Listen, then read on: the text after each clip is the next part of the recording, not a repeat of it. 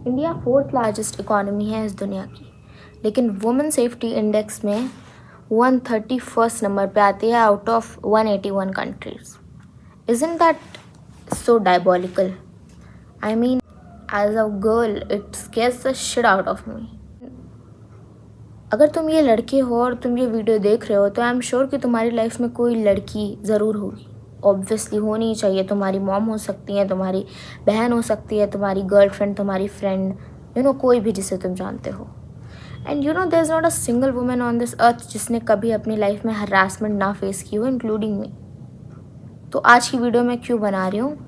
It's basically I want to tell you guys how to actually see a women, because it's not told in our Indian household कि एक लड़की को देखा कैसे जाता है. This video like a polite request to all the boys out there to actually see कि क्या होता है जब ऐसी चीज़ें कभी होती हैं किसी के साथ, और ऐसा तुम्हें क्यों नहीं करना चाहिए, और फिर तुम्हें क्यों ही किसी को रिस्पेक्ट देनी चाहिए. देखो, सोसाइटी का इसमें बहुत बड़ा हाथ होता है when it comes to conditioning of the boys, because अगर सोसाइटी में ऐसी चीज़ें हो रही हैं तो वी शुड बी एक्नॉलेजिंग कि हम लड़कियों को बचाने की जगह लड़कों को एक्सप्लेन करें, उन्हें समझाने की कोशिश करें कि एक्चुअली में ये गलत चीज़ है. देखो, पहली बात तो रिस्पेक्ट एक बहुत ही बड़ा वर्ड है जो कि हम लोग इट्स अ टेररिस्ट आ जाएगा मेरे सामने जो कि मुझसे बड़ा हो, मैं तब भी उसकी रिस्पेक्ट करूँगी क्या? कोई रेपिस्ट आ जाएगा मेरे सामने तो मैं उसकी रिस्पेक्ट करूँगी क्या? नहीं करूँगी. क्योंकि it's not about age, it's about how you respect other people. How is your mentality. अगर तुम्हारी मैंटेलिटी 2 कौड़ी की है तो तुम्हें एक बच्चा भी रिस्पेक्ट नहीं, because it takes a lot of courage. लड़कियों को देखना कैसे होता है, मैं तुम्हें बताती हूँ ये बात. देखो, एक लड़की तुम्हारी तरह ही होती है, ठीक है. उसको भी उसकी मम्मी ने 9 महीने अपने पेट में रखा होता है.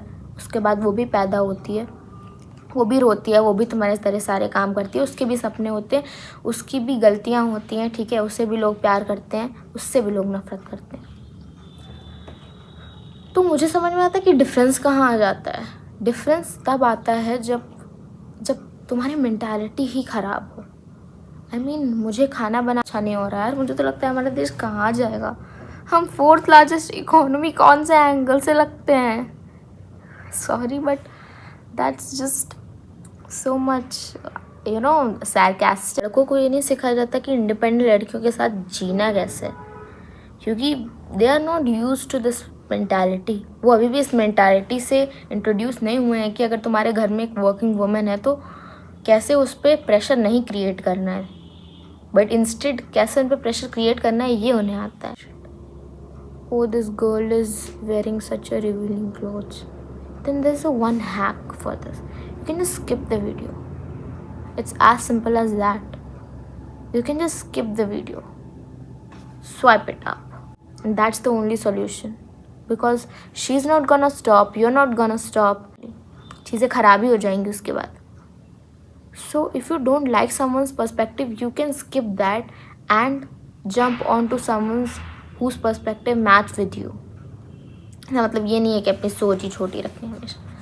So be a little open-minded and try to expand your thinking abilities rather than just सिर्फ उनको नैरो माइंडेड करने से अच्छा है कि आप उसको ओपन माइंडेड करो. एंड ओपन माइंडेड करने से मेरा मतलब है कि ओपिनियंस को सुनना एंड देन डिसाइड करना.